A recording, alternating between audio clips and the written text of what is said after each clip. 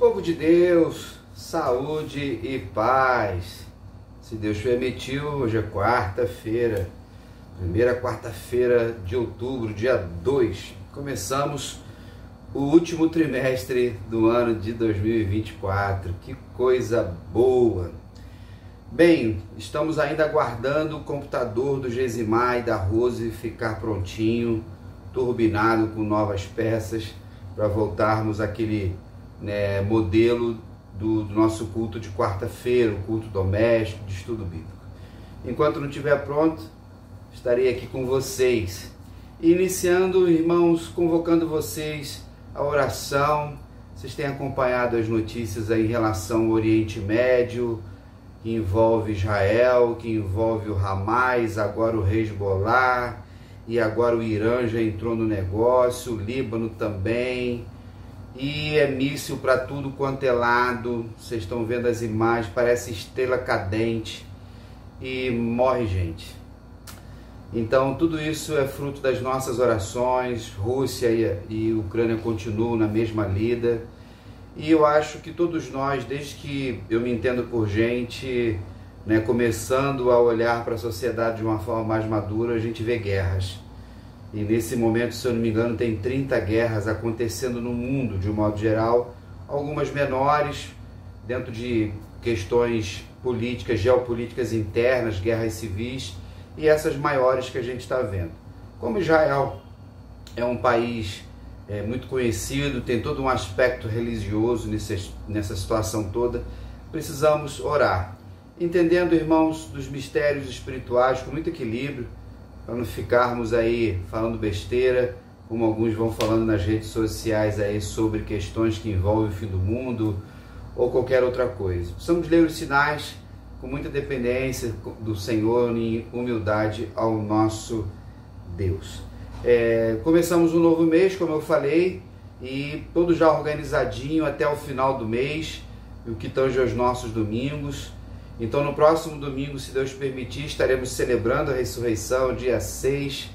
Teremos também a presença do pastor Jefferson Paiva, primeira vez que ele estará pregando em nossa igreja como pastor, ministrará a ceia também para a gente. Tem a apresentação do Anthony, então vai ser um culto de ação de graças, muito gostoso, muito bonito, e o Senhor, permitindo o Senhor, estaremos todos lá. No domingo seguinte, culto de ação de graças pelas nossas crianças, o dia da criança, teremos uma programação especial também. Traga meninos e meninas, sobrinhos, netos, filhos, enfim, traz para a gente festejar e nos alegrarmos. No domingo, dia 20, teremos a presença da missionária Eliane, que atua na Jordânia, que também já está se envolvendo nesse ambiente de guerra. Ela atua com muçulmanos lá, vai trazer a palavra para a gente. No último domingo, a gente vai falar sobre reforma protestante, correto? Que nos sempre traz a reflexão de como é importante nós olharmos para a história, para que no presente, olhando para o passado, para que no presente nós possamos tomar decisões importantes para um futuro melhor. Durante a semana, culto, enfim, temos escola bíblica dominical, escola de líderes. Fique atento à nossa agenda, às nossas comunicações, para que possamos continuar vivendo esse tempo tão gostoso em nossa igreja, de comunhão, de alegria, de singeleza de coração. Isso tem sido um tempo muito bom na PIB de Cascadura, ainda celebrando os 90 e já olhando para 91 anos. No dia de hoje eu gostaria de pensar, irmãos, sobre um pouco da nossa sociedade chamada pós-moderna, a partir de leituras, ouvindo uma coisinha aqui, outra ali, lendo a palavra do Senhor. E quando a gente pensa na nossa sociedade hoje, nós vamos perceber, e eu e você fazemos parte dela, somos influenciados por várias coisas da nossa vida, à nossa volta também. Nós vamos perceber uma sociedade cansada, uma sociedade performática e uma sociedade solitária. Vou repetir: cansada, performática e solitária. Tem sido uma marca do nosso tempo. Por que cansada? Segundo alguns especialistas do comportamento, sociólogos, filósofos, e entre nós também, como cristãos e pensadores também, uma sociedade cansada porque está fazendo muita coisa ao mesmo tempo. O relógio está sempre apertado, a agenda está sempre apertada. Talvez você não esteja nessa vibe, como o pessoal fala. Talvez hoje você esteja com uma agenda mais corrida, mas talvez você está nessa correria doida, né? De levantar de manhã, de muita informação, nossas mentes andam cansadas. Eu não sei quanto você lê ainda é tranquilo, o problema agora são as informações no celular, as redes sociais, tantas coisas. Existe um cansaço do nosso corpo, nós temos um calor muito forte, a poluição muito forte, e uma sensação de fadiga, mesmo quando você não está se esforçando. Talvez em algum dia ou outro você se sinta assim, talvez você já vem há muito tempo, ou talvez essa palavra não sirva para você.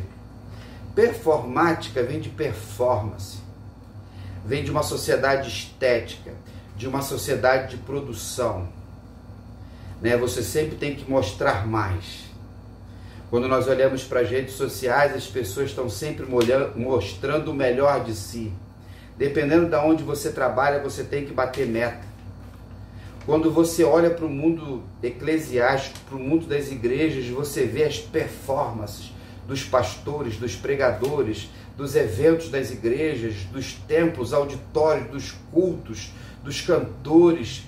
Tudo precisa ser perfeito, a iluminação, isso, aquilo, outro, porque você tem que vender uma imagem. Só que isso vai gerando dificuldades. E essa sociedade também é uma sociedade solitária, de redes sociais. Repararam que as redes sociais fazem parte da nossa vida, em que você é seguidor de alguém e alguém te segue. Você publica alguma coisa, alguém dá um okzinho, ou você vê alguma coisa e dá lá o like. Então, mas ela está solitária. Vivemos numa cidade, no mundo urbano, fechado em nossas casas, apartamentos, a violência à nossa volta. Irmãos, no domingo, nós tivemos um culto maravilhoso. Nossa, a igreja estava cheia de convidados. Teve a peça linda, Semeadores da Cia Logos. Fomos almoçar, ficamos ali, mas depois chegou a informação que tinha tido um assalto ali na nossa pracinha. A gente estava no culto quando isso aconteceu. Depois teve aquele momento ali de comunhão e a gente estava atento. Isso está gerando solidão nas pessoas, porque as pessoas estão com medo de sair. Então todos esses ambientes têm gerado solidão, ao mesmo tempo vícios. Já ouviram falar no tigrinho aí? Né, os joguinhos dos celulares. Estava lendo uma reportagem essa semana, e nesses 7 meses aí, últimos 7 meses desse ano, 25 milhões de pessoas se envolveram nessas bets de jogo de futebol, de outros jogos, de apostas, porque está no seu celular, começa com 50 centavos, vai para R$1, vai ganhando, quando vê a pessoa está enrolada. Tem pessoas que estão fazendo isso por causa da solidão, tem pessoas que estão se matando por causa disso, tem pessoas que estão indo à falência. Uma sociedade cansada, uma sociedade performática e também solitária. Eu espero que você, ao me ouvir, não esteja vivendo isso, mas talvez você conheça alguém. Mas de alguma coisa que eu falei, fica essa palavra pastoral.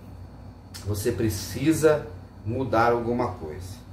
Diante disso, desses sintomas que eu falei para vocês aqui, nós encontramos essa mesma sociedade desesperada.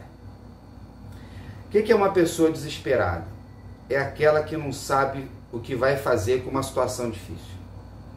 Chegou uma notícia, veio o desespero, e agora? Então, esse desesperado que não sabe o que fazer, se torna cansado muitas vezes, solitário, Você talvez esteja vivendo isso, você já viveu isso. E às vezes bate um desespero na gente diante de uma situação. Esse desesperado, ou esse desespero vai gerar uma pessoa desamparada, uma sociedade desamparada. O que significa? Quando não tem ninguém para te ajudar. Tu tá sozinho. Você está desesperado e agora desamparado. E achando que o negócio tá ruim aí, não, vai para o terceiro estágio. Ele está desesperançado. Ele não tem uma perspectiva de futuro. Irmãos, terminou setembro agora, que é o setembro amarelo, que a gente fala de suicídios, dessas coisas que tem acontecido. Quantas pessoas? No Brasil, já dei esses dados para vocês, 30 pessoas se matam todos os dias. Aí tem aquelas que tentam, tem aquelas que se automutilam. Irmãos, tudo isso que eu estou falando para vocês é realidade no Brasil e no mundo. É triste demais, mas nós somos a sociedade mais rica, nós somos a sociedade mais culta, nós somos a sociedade mais tecnológica, nós somos a sociedade que tem mais conforto. Você sabe o que eu estou falando. Porém, disso tudo que eu falei, disso tudo que temos à nossa volta, nada satisfaz a alma. Se eu estou com fome, eu vou lá e como. Se eu estou com sede, eu vou lá e bebo. Mas um carro novo não satisfaz a alma. Uma viagem, por melhor que seja, não satisfaz a alma. Uma boa comida não satisfaz a alma. Por quê? A satisfação da alma só vem de Jesus. Eu creio na tricotomia que a gente fala, de 3. Corpo, alma e espírito. Então, o nosso corpo, que é o visível, a alma, que é a nossa mente, nossa psique, as nossas emoções, e o espírito, que é algo metafísico, que é o relacionamento extraordinário com Deus e que rege tudo isso quando nós temos um relacionamento espiritual com o Senhor. Por mais que eu e você tenhamos tudo à nossa volta, se a nossa alma estiver cansada, como diz aquele cântico antigo, alma cansada, espera em Deus, não é assim mais ou menos? Se você da minha idade é um pouquinho mais. Esperar em Deus. Só que isso não é um problema, um privilégio nosso. Isso nasce lá no Éden com o pecado de Adão e Eva. Quando nós entendemos que o pecado separou a criatura do Criador, vai gerar tudo isso. Como nós estamos numa sociedade que tudo funciona muito mais rapidamente, a informação, essas leituras são importantes para nós. Então, se você está cansado, cuidado, performático, muito preocupado com a aparência ou com o que os outros vão falar de você, cuidado de novo. Se você está vivendo a solidão, procure mudar isso. E aí, se você está desesperado, desamparado e desesperançado, eu só tenho uma receita para você. Jesus. Se você já é dele, você conhece o que eu vou falar. Se você ainda não é de Jesus, fica o convite de salvação dele para você. Eu sou apenas o mensageiro. Quando nós entendemos e fazemos essas leituras, como a gente vai poder resolver isso? Jesus transforma é o tema da campanha de missões nacionais que estamos tratando nesse setembro que terminou e agora outubro até o final do mês. É verdade, só Ele transforma. Mas o que nos ajuda? Oração. Você tem orado, lido a palavra do Senhor, meditado, ouvido louvor, um hino, um cântico, tem se dedicado a falar com Deus, um momento devocional. E não é separar 3 horas direto para isso, é viver o dia num relacionamento com o Senhor. Não é separar 3 horas de oração, nada, vou fazer isso, aquilo, outro. Você pode fazer tudo de forma tranquila. Por quê? Porque a gente aprende isso com Jesus. Então hoje, no capítulo 11 de Mateus, nós vamos refletir um pouquinho sobre isso. Nós vamos encontrar ali Jesus sempre ensinando, sempre falando com as pessoas, sempre na rua, no ministério externo de Jesus. Aí vem os discípulos de João. João já estava preso. Não, João pede informações. Os discípulos vêm. Não, sim, ele já estava nesse ambiente. E Jesus diz, fala para João, porque os cegos veem, os coxos andam, enfim, as pessoas são curadas. Né? Não que João não estivesse duvidando, mas era necessário que esses questionamentos fossem feitos para que as respostas pudessem vir. Nós vamos encontrar lá, depois você pode ler. Em determinado momento ali, quando Jesus continua falando, ele vai dar testemunho de João Batista, ele vai elogiar, ele vai falar da missão, né? E ele diz que dos nascidos de mulher ele é o mais importante, mas mesmo assim o menor no reino é maior do que João Batista. Ele cumpre a missão.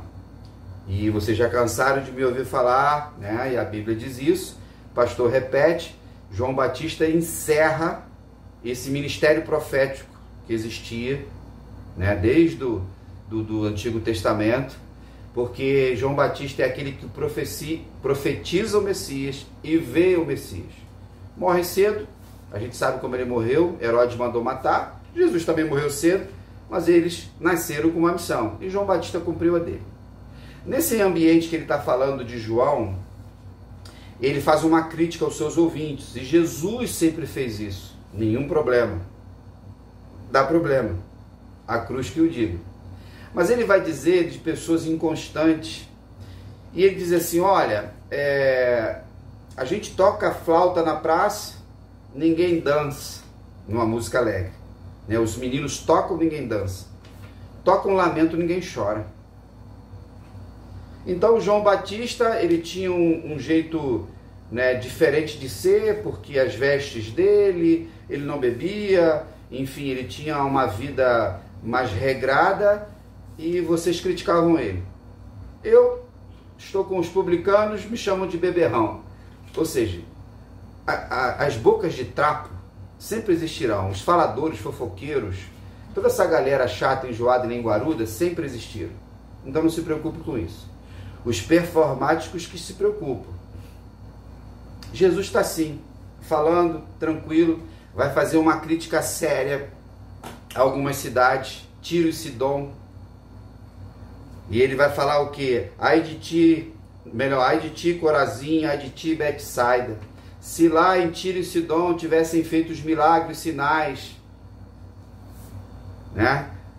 Vai haver menos rigor. Ele vai falar de Sodoma e Gomorra. Por quê? Porque as pessoas não acreditavam, as pessoas viam tudo e não seguiam a Jesus, não faziam, não aprendiam e não se entregavam a Jesus. Mas aí, quando a gente vai chegando um pouco mais para o final do capítulo, e depois, se você quiser fazer a leitura, você pode fazer, né? Faça, fica uma sugestão. No 25, ele vai dizer assim, por aquele tempo, naquele momento que ele estava ensinando os seus ouvintes, Jesus exclamou, graças te dou, ó Pai, Senhor dos céus e da terra, porque ocultastes essas coisas aos sábios e instruídos, e as revelastes aos pequeninos. Sim, ó Pai, porque assim foi do teu agrado. Tudo me foi entregue por meu Pai. Ninguém conhece o Filho, senão o Pai. E ninguém conhece o Pai, senão o Filho, e aquele a quem o Filho quiser revelar. No finalzinho, então, irmãos, ele arremata, ele vai e conclui. Vinde a mim, todos vós que estáis cansados e oprimidos ou sobrecarregados, e eu vos aliviarei. Tomai sobre vós o meu jugo e aprendei de mim, porque sou manso e humilde de coração, e achareis descanso para a vossa alma, porque o meu jugo é suave e o meu fardo é leve. Amém? Louvado seja o nome do Senhor. Que essa palavra já possa ir de encontro e ao encontro das suas necessidades no dia de hoje, nessa noite de quarta-feira ou em qualquer outro dia que você esteja assistindo esse vídeo, aprendendo um pouco mais com esse estudo. Quando nós olhamos para esse texto, a gente vai ver que Jesus, ao falar sobre isso, ele vai mostrar que o Evangelho são para as pessoas simples. Ele vai fazer uma crítica dos cultos, dos doutores, porque as pessoas eram muito vaidosas. Mas ele está falando da simplicidade do coração, bem-aventurados os pobres de espírito. É reconhecer o que é o Evangelho, mas é só as pessoas simples no reconhecimento do seu pecado. E aí ele vai falar aqui, nesse versículo 25, que foi do agrado dele fazer. Aprouve ao Senhor revelar esses. Jesus está falando de quê? De soberania, que eu sempre falo. Ele então vai fazer uma declaração extraordinária, uma reivindicação suprema, quando ele diz o quê? O Filho conhece o Pai e o Pai conhece o Filho. Sempre o relacionamento de Jesus com o Pai, sempre em humildade, em reconhecer quem era o Pai. E quando ele diz aqui, né, que o Pai conhece o Filho e o Filho conhece o Pai, e a quem o Filho o quiser revelar. E agora? Não esqueça, vou trazer a sua memória, o Evangelho é revelação. Nós pregamos o Evangelho para pregar, mas é o Espírito Santo quem revela a salvação. Aí ele diz aqui, a quem o Pai quiser revelar. Amém? Aleluia por isso. Não sou adepto desse evangelho barato que tem sido pregado por aí há anos em nosso país e no mundo todo, totalmente humanista, já falei isso para vocês, antropocêntrico, em que o homem, né, o ser humano está no centro. Não acredito nisso, eu acredito absolutamente na revelação de Deus, no tempo que Ele quiser, na hora que Ele determinar. Creio na eleição, de que nós fomos eleitos em Cristo Jesus, que não tem nada a ver com as eleições que vamos ter daqui a pouquinho no domingo, que a gente escolhe o melhor. Deus escolheu os piores para pregar o Evangelho, transformou a vida deles. Então, quando ele vai falar sobre isso, graças te dou, do seu agrado, revelação, ele finaliza de que forma? Ele veio falando sobre várias situações, ele traz para si a responsabilidade, era dele. Aí ele vai usar verbos no imperativo. Ele diz assim, vinde. Maravilhoso, Jesus. Vinde a mim. Olha o que ele está falando. Vinde a mim, todos. Ele não fala de alguns, ele fala de todos. Mas pastor, você acabou de falar que ele revela a quem ele quiser. Ele vai revelar para todos aqueles que ele quiser. E aqui, todos aqueles que estão cansados e oprimidos. Ele não está falando para os bons, para os fortes, para aquele ambiente da elite judaica que cumpriam toda a lei, ou de que não precisavam do Senhor. E a gente viu no ministério de Jesus quantas pessoas altivas. E nos dias de hoje, e ele diz, eu vim para aqueles que estão doentes, não para os sãos. E os fariseus ficavam lá à sua volta. Ele diz, vinde a mim todos vós que estáis cansados e sobrecarregados, oprimidos. Na minha palavra introdutória falei de uma sociedade cansada, oprimida, sobrecarregada. São tantas coisas para fazer, são tantas cobranças, são tantas situações. E o ambiente de muitas igrejas, um ambiente triunfalista de tantas coisas. Eu não tenho essa visão, e você que é minha ovelha lá em Cascadura sabe disso. E você que é nosso amigo nos acompanha. Jesus, quando fala, vinde a mim, e para essas pessoas era problema, irmãos. Vai ajudar uma pessoa que está cansada, vai ajudar uma pessoa que está precisando de alívio, que está oprimida, que está sobrecarregada, é só problema. E você, se ajudou alguém, sabe disso. Aí Jesus disse, vinde a mim. Aleluia, porque ele falou isso. Louvado seja Deus, o nome dele. o nome do Senhor. E no dia de hoje ele fala, vinde a mim. Ele vai dizer ainda, tomai, outro verbo, outro imperativo. Tomai o meu jugo. Ele vai falar outro verbo, outro imperativo, aprendei. Tudo é ação. Ele, vinde,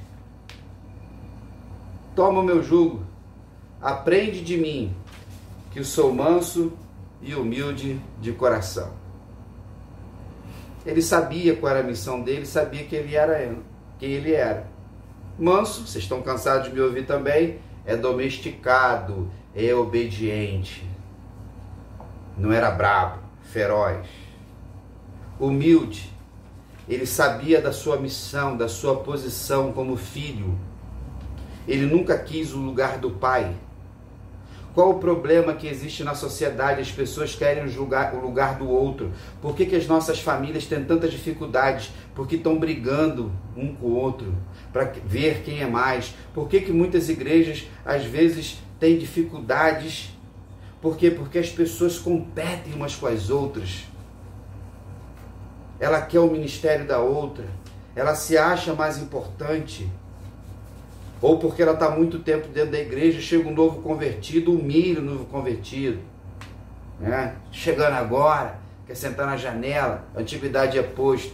Eu já ouvi tanta baboseira, besteira de religiosos e hipócritas, que não vão a lugar nenhum. Então Jesus era manso e humilde, e a vida dele mostrou isso.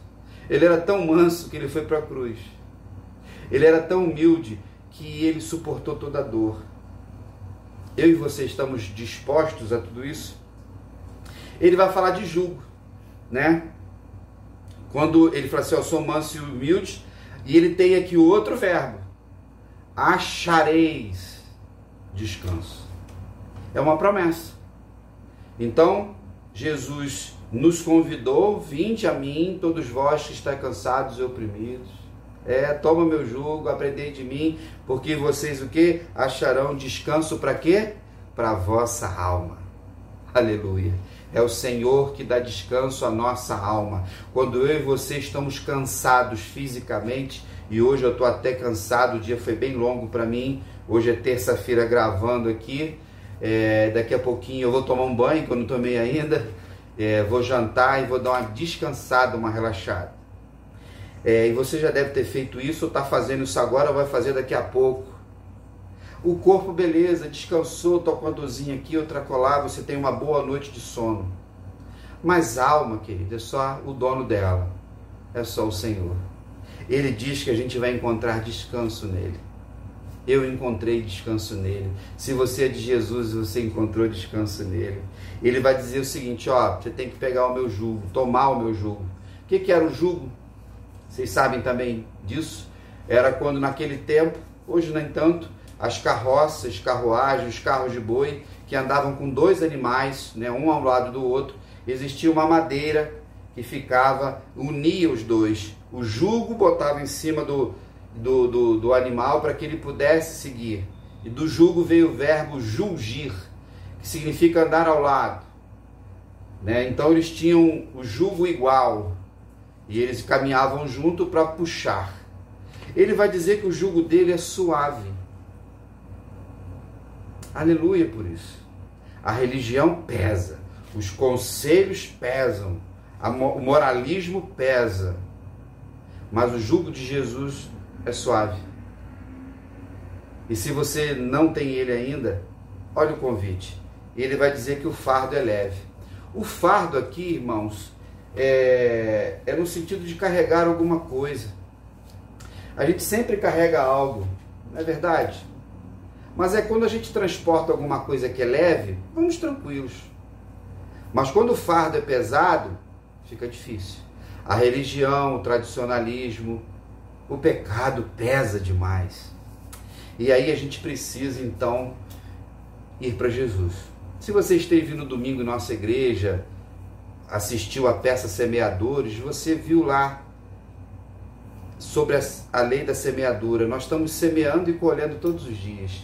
Aí falou de dores, uma menina que era arrogante, que maltratava todo mundo, um rapaz que tinha um sentimento de culpa, porque na juventude induziu a sua namorada a fazer um aborto.